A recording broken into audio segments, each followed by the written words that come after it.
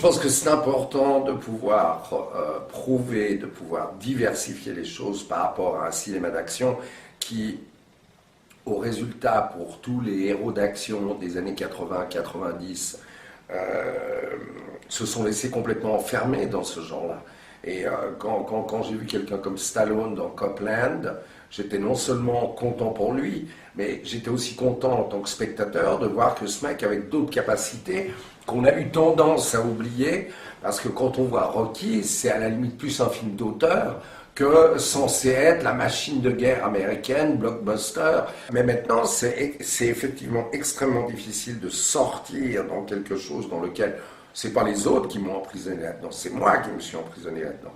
Alors d'avoir la chance de pouvoir faire un film avec Claire Denis, de pouvoir faire le film d'Alain Monn, L'homme de chevet, de pouvoir faire Janice et John de Ben Chetrit, c'est ce qui progressivement permet de sortir de ce coin dans lequel je m'étais mis, consciemment d'ailleurs.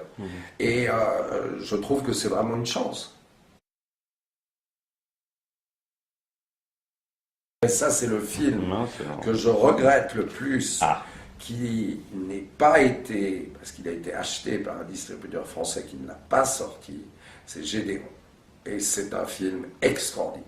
Et je ne dis pas ça parce que je suis dans l'histoire de ce mec qui est un naïf, qui est un lunaire, qui est presque à la limite de la déficience mentale, qui débarque dans un asile de vieillards, où là, il y a Charlton Heston, il y a Shelley Winters, là, il y a, je sais pas, il y a 7 poids lourds du vieux cinéma américain. L'histoire de ce mec qui débarque dans cet asile de vieillards, qui va leur redonner le goût à la vie à travers un côté positif, un côté humain, à travers de l'espoir, à travers tout.